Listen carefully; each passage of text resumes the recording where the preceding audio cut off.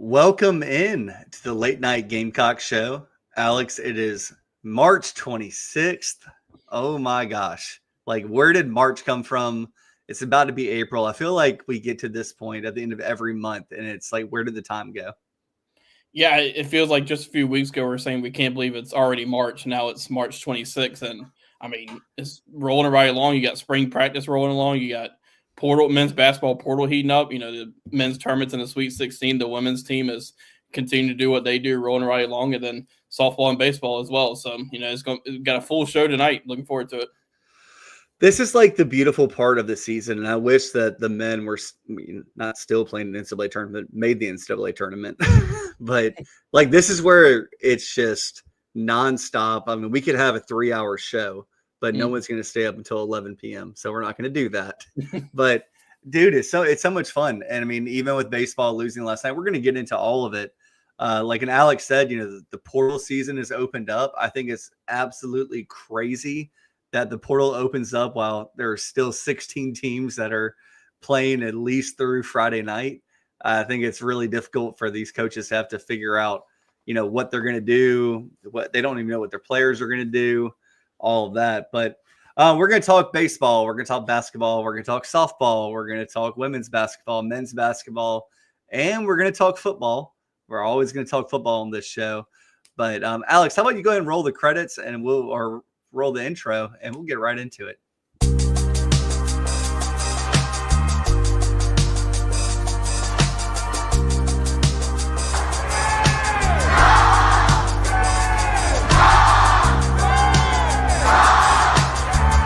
Welcome to the Late Night Gamecock show from Chief Sports, South Carolina. Here are your hosts, Matt Anderson and Alex Jones of thebigspur.com. So first things first, just want to thank everybody for being here tonight. I know that in Gamecock land right now, it's kind of up and down, and largely because of men's basketball. Everybody has everyone jumped off the deep end 2 months ago, right, Alex? And they never found their way to the surface. So it's a little difficult. But let's start with baseball, Alex. Baseball isn't much better. The baseball teams dropped 4 games in a row now, 3 to Arkansas. I'm going to go ahead and say that none of those games were competitive at all for South Carolina. And then North Carolina, we'll talk about in a second, but another top 25 team. And the Gamecocks schedule is littered with them. I think going into the season, like in the preseason poll or like the first week of the season, the Gamecocks were going to play 18 of the top 25 teams in the country. So really good for the RPI. RPI still matters in college baseball, especially when we get into the tournament. And before we go any further, the Gamecocks are still projected, according to Baseball America, to make the NCAA tournament. But it's not going to get any easier going forward. Alex, right now the Gamecocks are 17-9, 1-5 in the SEC play, and they have Tennessee coming to Columbia, the number 1 team in the country, coming to Columbia this upcoming weekend. So I'm gonna throw something out there to you, Alex. I just want to hear your take on it. Okay. I saw someone on the Big Spur said, pray for rain, pray for 7-inning games, and I started thinking about it. Like, Gamecocks are pretty good through 7. Like, let's do it. Yeah, I mean, when you look back to this weekend, like, I mean, you had the 2 games, especially the first one where South Carolina was really never in it, and it was a 7-inning game, and they had moments in the Arkansas series where they were there in it and had opportunities to, I guess, keep it close and keep it within reach. But then, I mean, Arkansas has really been swinging the bat well to start with, heading into that series last weekend, and then, I mean, it really was in those late innings, really, this weekend in favor. Arkansas kind of pulled it away, and really kind of happened last night as well. Yeah, and I think thankfully for the Gamecocks baseball team, maybe there weren't a lot of eyes on it because of the first and second round of March Madness, and maybe people will forget about it. But I'm going to go ahead and say it again. Like, through 7 innings, the Gamecocks have been really competitive. I have some stats here I'm just going to throw out to you, Alex. I'm going to get your thoughts on it. But you go back to Gamecocks haven't lost a game against a non-ranked opponent yet. Hasn't happened. So a 17-9 record, 1-5 in SEC. It's a really good strength of schedule. Against Clemson, the first game, they were down 5-3 after 7 innings and lost 5-3. So, what are you going to do there? The second game against Clemson, down 2-0 after 7 and lost 5-1. And the third game against Clemson, down 1-0 after 7 and lost 8-2. Oklahoma, they were down 7-5 after 7 and lost 8-5. And the second game, Oklahoma up 10-4 after 7 and won 11-5. And the last game against Oklahoma, up 5-3 after 8 innings and lost 6-5 and 10. And then last night with North Carolina, the Gamecocks were tied 8-8 after 7 and lost 13-8. It's one of those things where I'm so thankful that Whittle comes on board every preseason to talk baseball. And he was kind of worried about this pitching staff. And I think the starters overall have been okay. I think they played some really, really good competition. But, Alex, I'm just wondering, let me pose this question to you. Do you think it's more of an issue with the Gamecocks, like middle relief and closers, or is it more of an issue where the Gamecocks aren't getting much run support from, batting order 5 through 9? I think it's probably a combination of both. And, I think the one thing South Carolina's got to do, and this sounds obvious when I'm going to say it, but they've got to find a way to, because a lot of these SEC teams can really swing it. If you're going to give up runs, you got to find a way to limit the runs each inning. Because they're having this, when you look at this weekend, Arkansas put up a lot of crooked numbers and he's had the 8-run first. You've got to find a way to limit that. You can't give up big, huge numbers where it puts your offense in a huge deficit. I think, that's one thing they've got to work on is, just not letting things get away from. Because I think in that Arkansas game, that 8-run inning, a lot of those runs came on 2 outs. You got to find a way to get some of those out, get those outs, and not let teams just run it up right there and put your offenses in a huge hole. Well, I think too, Alex, and I don't want to spend too much time on baseball because we have a lot to get to tonight. A lot of it is if you put your pitching staff in a better position in innings 7, 8, and 9, where maybe you have a 1-run cushion. You don't have to play perfect baseball in the field and pitching to win a game, because essentially you're asking, I just ran off the stats, Alex, you're asking the pitching staff to be perfect and then the batting order to come through to help you close out games or, close deficits. I'll be really excited to see what happens against Tennessee this weekend. I think it's a very, very, very big blessing for the baseball program that the game is at the series is at home. And, John Whittle said on the Big Spur, it's not out of the realm of possibility that the Gamecocks could take one in this series. I don't think John's expecting the Gamecocks to win this series, but crazier things have happened. And you go and win this series, take 2 out of 3, somehow sweep. It seems preposterous. I get it. But at some point, this team is going to hit a stride, and it just depends on when that happens. The first half of the SEC play has been and will be brutal. The second half loosens up just a little bit, but we'll have to see what this baseball team does this weekend, Alex.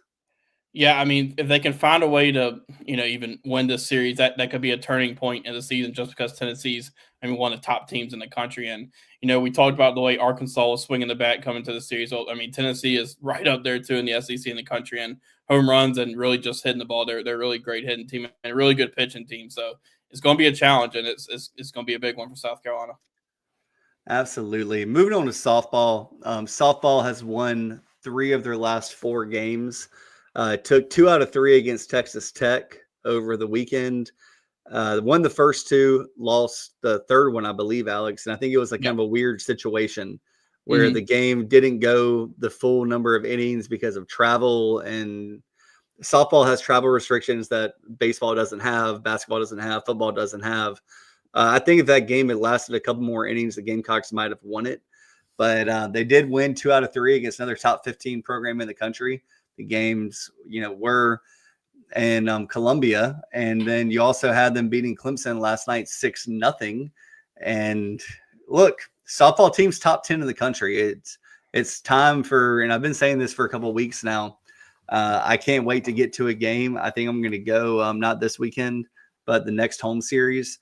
But if you have an opportunity, just get out there. Get out there and support these girls. They're going to go on the road this weekend and play LSU. LSU's number 3 in the country. It's going to be a 3-game series. Going to be so much fun this weekend. And softball is literally one of the most fun sports to watch. My wife played it in high school and she played it growing up. But I'm happy for the softball team. Yeah, it continues to be just incredible what Ashley Chastain Woodward's done in her first year at South Carolina. I mean, to get this team from where the program was, when she took over to where it is now, to be a kind of a consistent top 10 team right now and playing the best and competing with the best. And it felt weird for South Carolina to already get out of SEC play this past weekend with it just starting to play in Texas Tech, but that was another kind of statement victory. You took 2 or 3 over I think Texas Tech was at least top 10, maybe top 15, or top 15, maybe top 10 team, somewhere in there. So that was another statement victory. Now, every weekend in the SEC, you're going to be playing top 15 teams just because the league in the SEC is, it's unreal. You got another challenge this weekend on the road at LSU, but we saw what South Carolina could do on the road at Oklahoma, the 3-time, I think, defending national champion, and they competed and were in that game every game and had a chance to win it. And now I think that series playing at Norman is probably going to help them this weekend in Baton Rouge, just because they'll have that experience, and we'll see what they can do. Yeah, you go back to that Oklahoma series, Alex, and all 3 losses by 1 run. Yeah, and I always talk about in college basketball, like, stay connected. And this softball team's found a way to at least stay connected. And I can't say the baseball team has done it so far this season, where, those crooked numbers can really come back to bite you. But you got to answer a crooked number if someone puts it up in the top or the bottom of an inning. And the softball team's been fun to watch. Yeah, and how about all 3 games this weekend on TV? Going to be on SEC Network, the first 2 games, and ESPN2 in Game 3. That's pretty awesome. And it's a good exposure for the South Carolina program. Yeah, moving on to women's basketball. The women did advance to the Sweet 16. I didn't think that we were going to sweat this one too much, Alex. But what were your what was your take? What was your take on the comments by the Indiana coach saying that there shouldn't be games in Columbia going forward because the Gamecock fans were too rowdy? That's something. I think these teams, like they play the home games because teams earn it, and South Carolina earned it. You got those first 2-round games because of the way they played and the way they scheduled. It's like, I don't know. I think this South Carolina earned it, and the other teams who have hosted earned it. Yeah, it's funny. I think Dawn said it, and I think that there's been some men's college basketball coaches that have said it too. And a lot of times coaches play against the Gamecocks and they say, well, it's really hard to beat 15 McDonald's All-Americans or whatever they say. And then, Don Staley said a couple of weeks ago, well, should I just not recruit them? Is that what you want me to not do? Why would I not recruit the best players in the country? So it's a lame excuse. Yeah, XO, you're exactly right. It's super lame, and it is an excuse. I thought that Indiana gave them a good game, a better game than I thought they would. But looking forward, they will play they'll play Maryland, a 4 seed. I feel like, Alex, and correct me if I'm wrong, but over the past 4 or 5 years, I feel like they've played Maryland a number of times, and they've come out victorious. So, it's not a unfamiliar opponent. So they will play that game. I think it's a 5 p.m. Friday in Birmingham. And then the nightcap that night in Birmingham is a Duke, North Carolina game.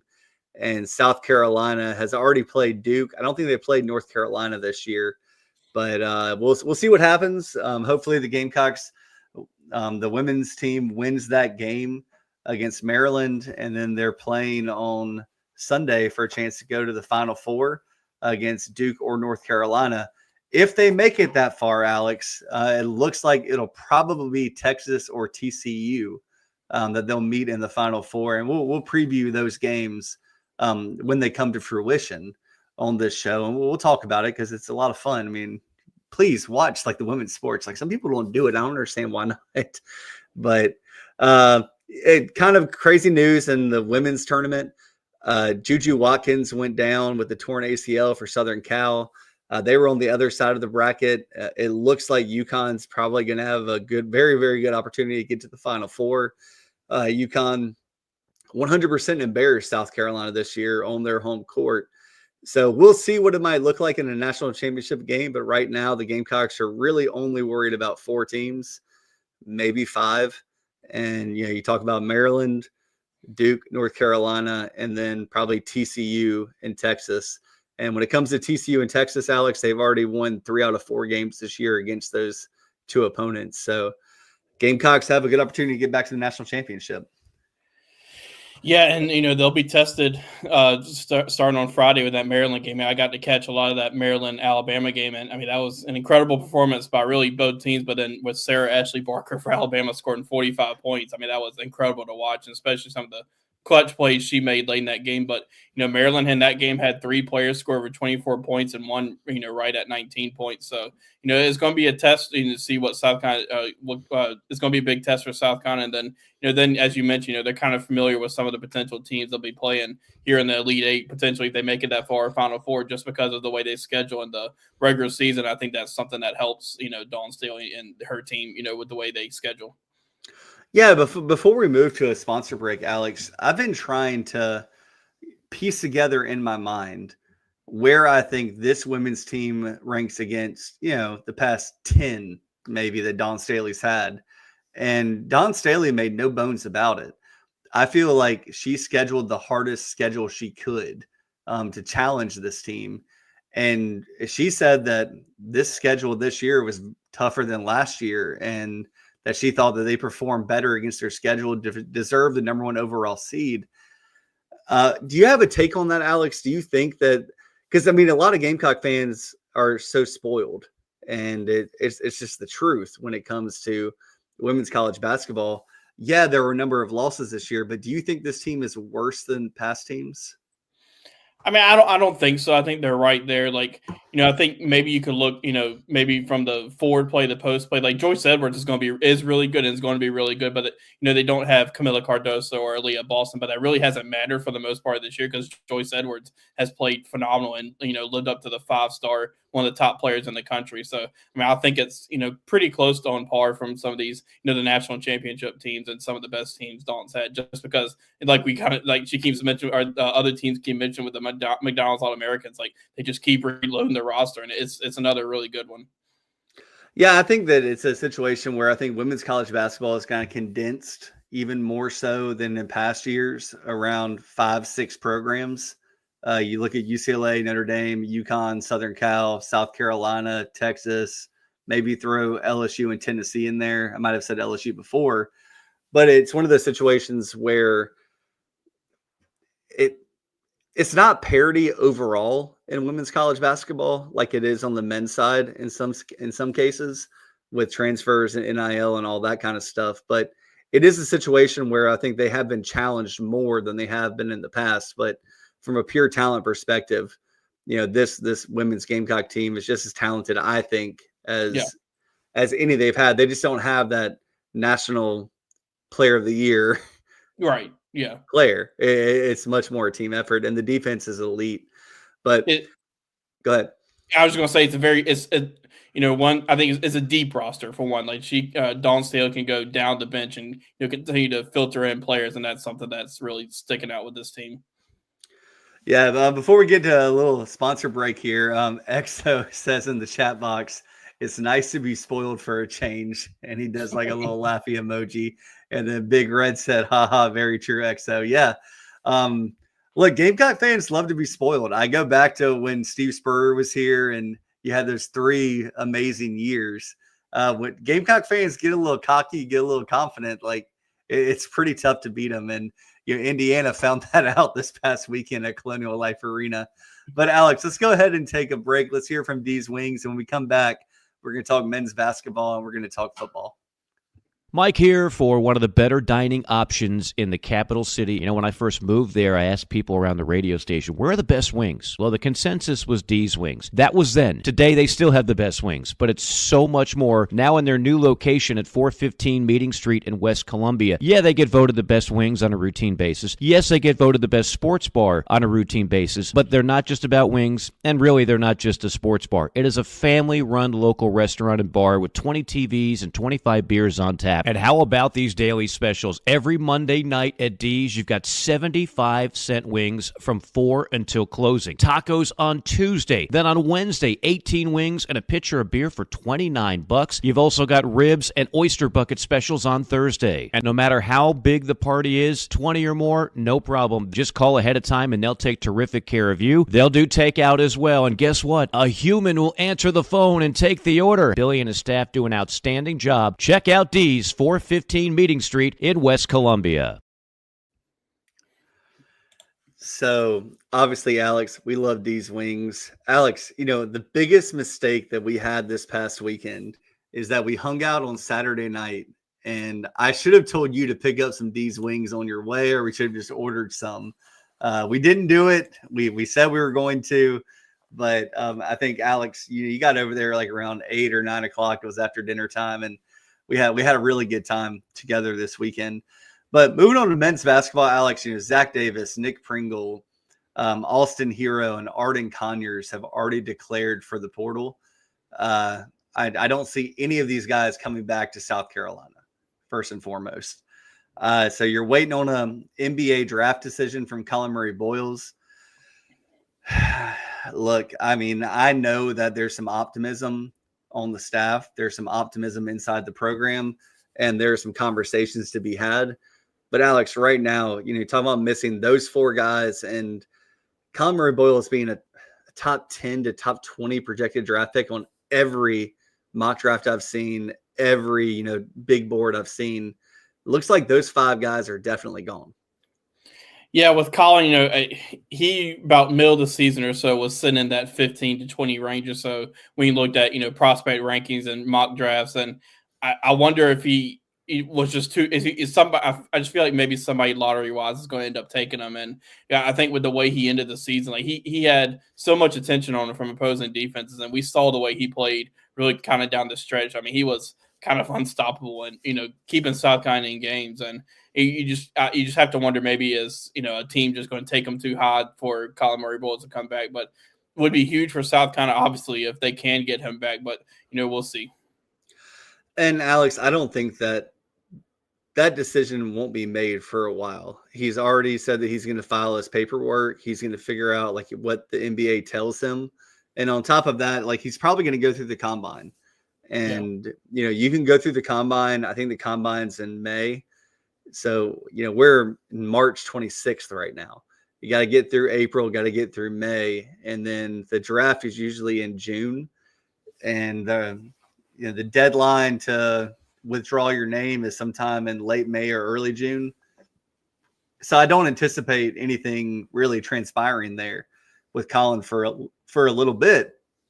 But looking at the rest of the roster, Alex, we're still waiting on what will happen with Miles Studi.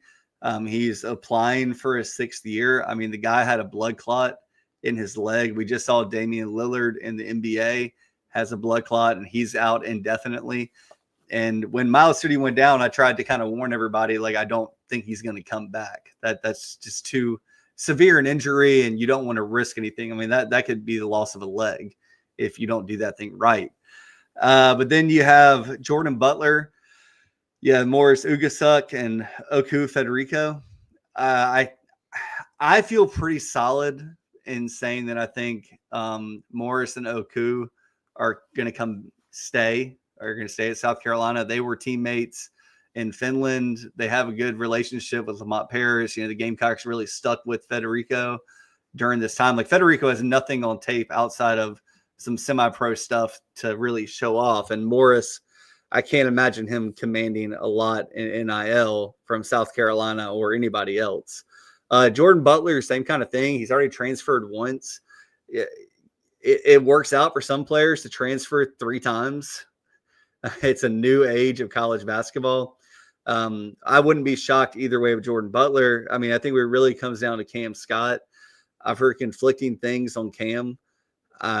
A couple days ago, I thought he was for sure going to go into the portal, but he hasn't gone yet. And I know he likes South Carolina. I know he likes the Gamecocks. He likes Coach Paris. I don't know. I think that however this slices out, Alex, I think you got to bring at least 4 players back. you got to have some semblance of Yeah. continuity.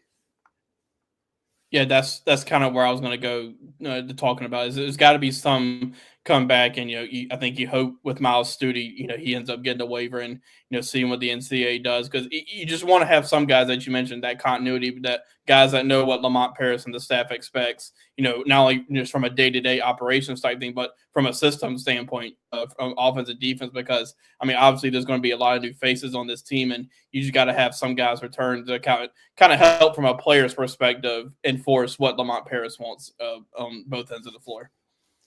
Yeah, and it's interesting, Alex, because you look at the top 8 guys or the starters on all the Sweet 16 teams, and that infographic has gone around all over the college sports landscape on Twitter.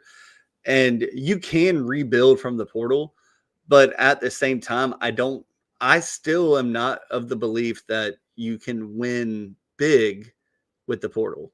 I think Lamont Paris agrees with me. I think that it's just too much from a continuity standpoint. Like, you'd rather build internally or get a guy that is a freshman that entered the portal as opposed to like a super senior or a guy with 1 year of eligibility left. The Gamecocks are bringing in 4 recruits.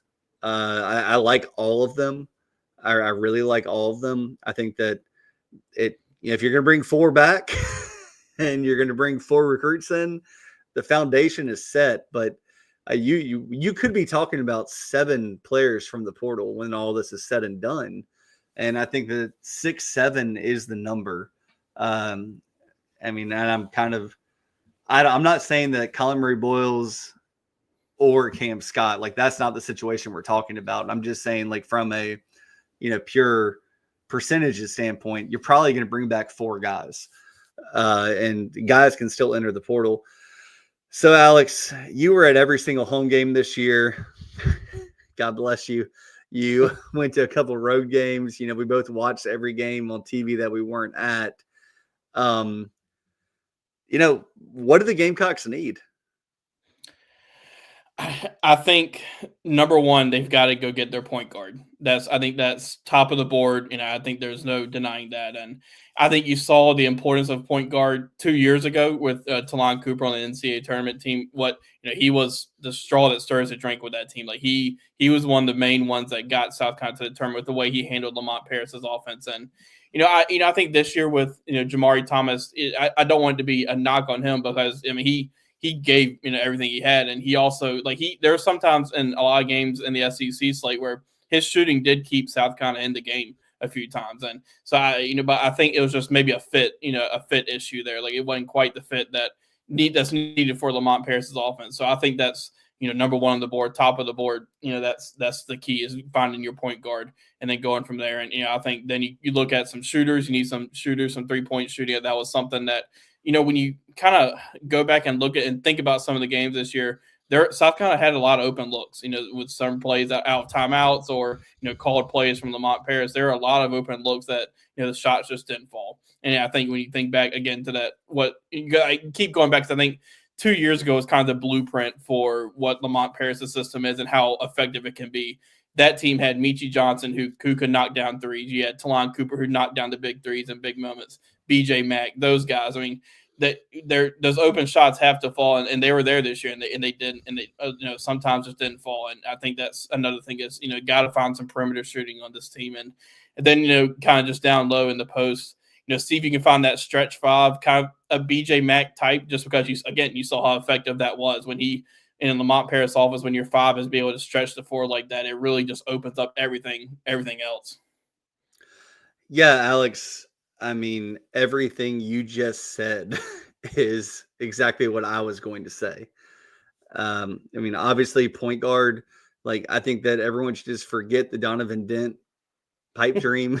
If a team's willing to pay him $3-4 million to come play for 1 year, wow. It's not something I would do.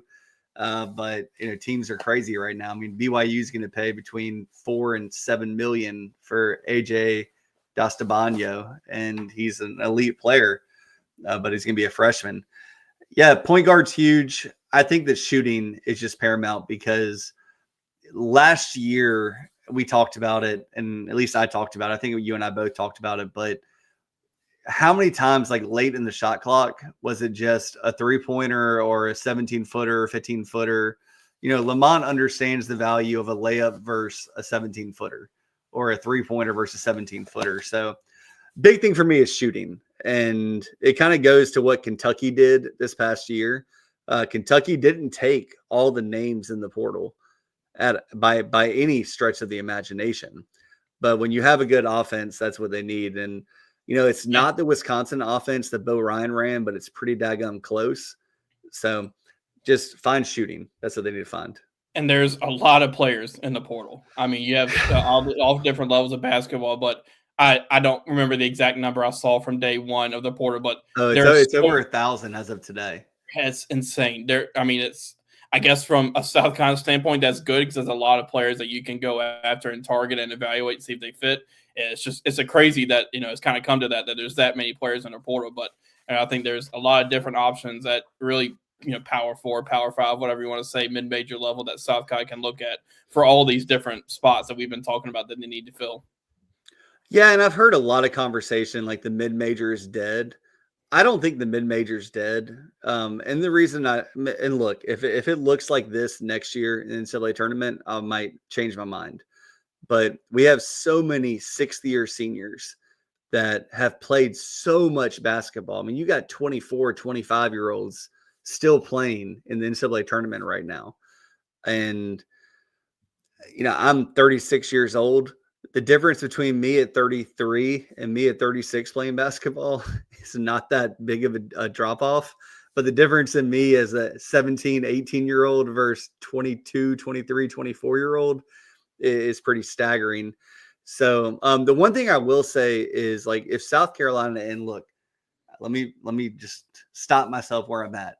If South Carolina takes a D2 player, don't turn your nose up at it, because there are so many D2 players that have transferred up this college basketball season that have been integral parts. And there are 1,000 kids in the portal. And a lot of these kids are not going to be playing Division I basketball next year. It just won't happen. There's just too many moving parts. So, we'll see what happens there, Alex. And, next week we'll probably have a lot more clarity on the portal, a lot more clarity on who Carolina's probably targeting. A lot of stuff still going to happen over Final Four weekend. Pretty much every coach in the country is going to be at the Final Four, and that's when coaching staff changes happen. That's when coaches get hired somewhere else. And there's going to be, I don't know if there's going to be any more dominoes to fall with head coaches getting canned or getting fired, but there's still some changes that can happen from an assistant coaching perspective. And when those assistant coaches move, oftentimes they're the primary recruiter for a kid. And, they might go from, I don't know, let's just I'll use an ACC example. Or, I'll do something very, very, very, very cool here. Maybe they go from McNeese State to NC State. And, you see who Will Wade brings with him. Obviously, it's a head coach moving. But you have Jai Lucas, who left Duke, and now he's going to be the head coach in Miami. He had relationships with a lot of players that were probably lower on Duke's board that now Miami's going to take. And what's that mean for the players that Miami has currently committed? It's just so many dominoes are going to fall. And we say it's the Wild Wild West in college football, but college basketball is just like it's in a different dimension with how crazy this stuff is. Yeah, and it feels like, the transfer portal entries aren't done just because of obviously it's not done. There's still days or a whole bunch of time left for that to happen. But just for what you mentioned, the head coaching carousel it's going. Like it's starting, and you're seeing, teams open up and coaches assigned to go to the places from one school to the next. And that can always lead to, players at that school enter the portal. And, a lot of times when that happens, you do see guys follow said head coach to the other school. But you mentioned the whole assistant coaching carousel that comes with the head coaching carousel as well, and that can lead to more portal entries as well. So we'll see. But it is, like you said, it's the Wild Wild West, and it's always moving.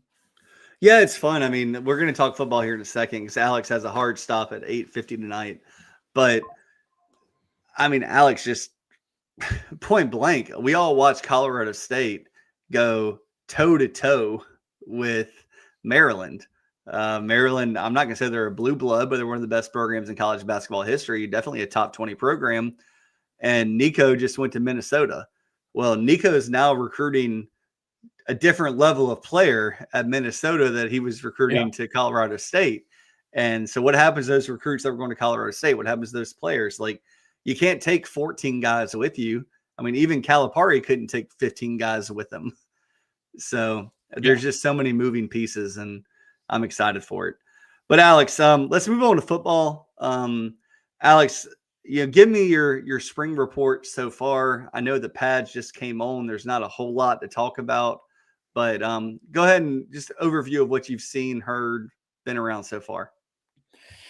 Yeah, as you mentioned, it's still early. They just put full pads on yesterday, and they'll have practice number 4 tomorrow, I think. And we'll be able to be in there for the first 3 periods to see what's up, and that'll be our second time being in there. But a lot of what we've been able to learn has come from press conferences and things of that nature. And I think on Monday we had coordinators, and I think maybe the biggest storyline coming out of that was Jalen Kilgore remained at nickel, and I think we've talked about this a good bit. That's kind of where obviously he last year showed just how good he is at that spot, and so I wouldn't say it was too big of a surprise that they're going to keep him there, or at least start him there in spring practice, just because you have some guys there at that safety spot to take over from Nick Murray that feel like it's their time to step up. You think guys like Peyton Williams, David Busey, guys like that are back there. Kendall Daniels too, a freshman that's in.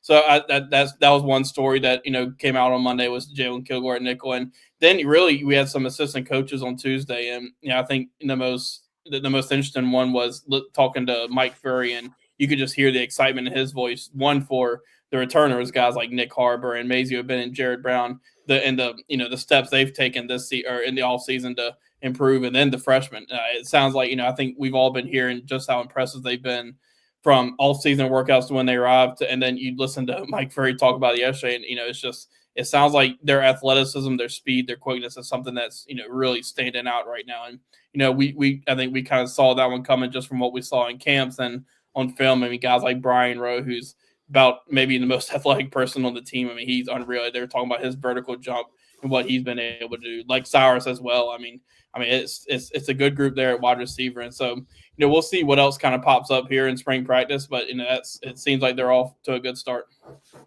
Yeah, and I think it's a little too early for us to go into who's locked down the starting spot. We'll talk about that later. But looking at recruiting, Alex. Big pickup with Zion Giles over the past week. Just another high 3-star, 4-star, depending on where you're looking, offensive lineman, another in-state kid. Outside of him, Alex, we've already talked about him a lot on different shows so far. Where do you see recruiting going right now? The Gamecocks have the 21st recruiting class in the country. Only 6 guys committed. I don't think that the Gamecocks are going to expand past 85 scholarships this year. So you're probably still looking at a class of 20 to 25 kids, give or take, with attrition. Talk about some blue chip guys that the fans should know about. Yeah, I think right now with recruiting, they're going to have a lot of guys that they're going after, and some of these top guys who are going to take these official visits late spring into the summer and then make their decisions kind of after those official visits, which will be, July really, because of that June 30th weekend's the last weekend. So you're going to see a lot of guys making decisions there, and I think that's when South Carolina's recruiting has a chance to really heat up. And right now, I think it was yesterday, Rodney Dunham, the edge on North Carolina, potential 5-star guy, kind of a fringe 5-star right now.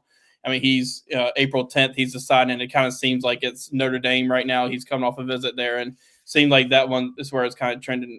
He's kind of trending to Notre Dame, right? Yeah.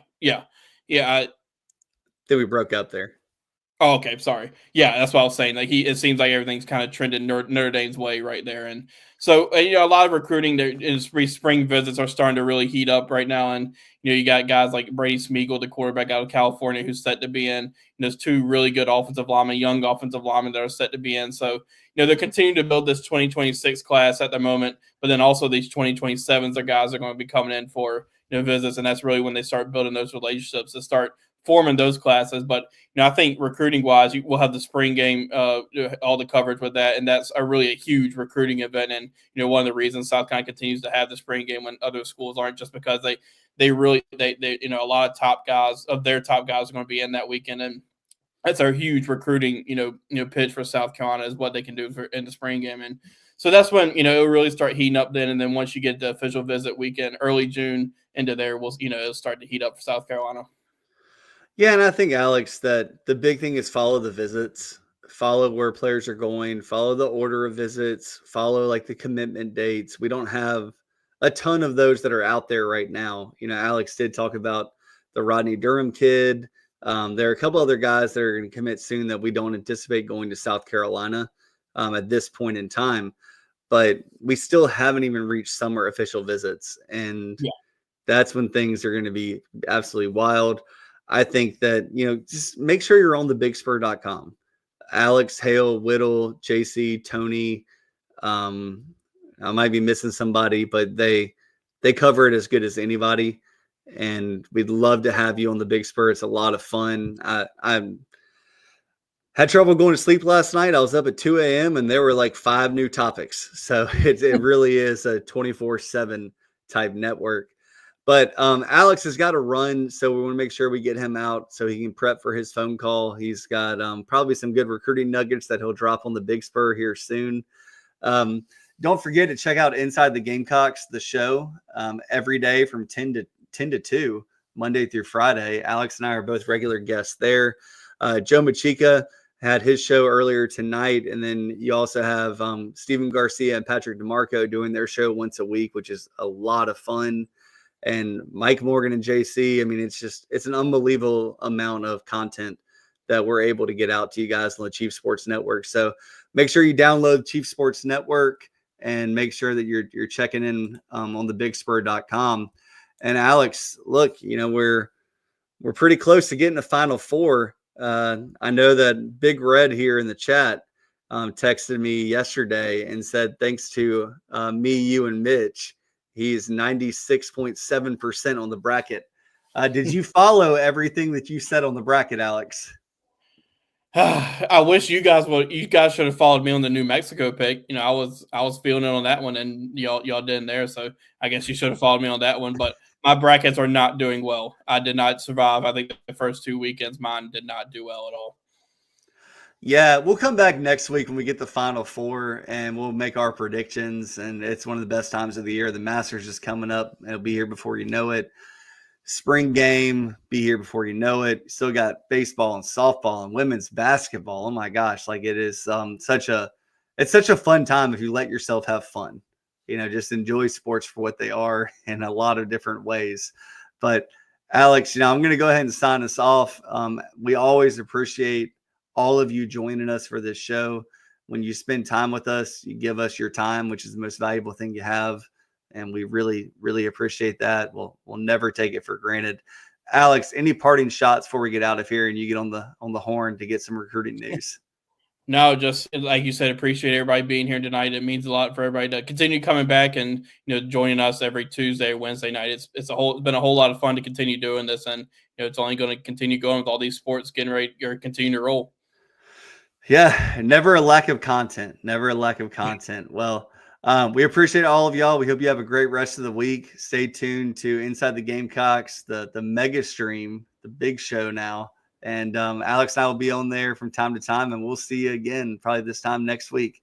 Hope you all have a great week, and we'll talk to you. Bye, guys.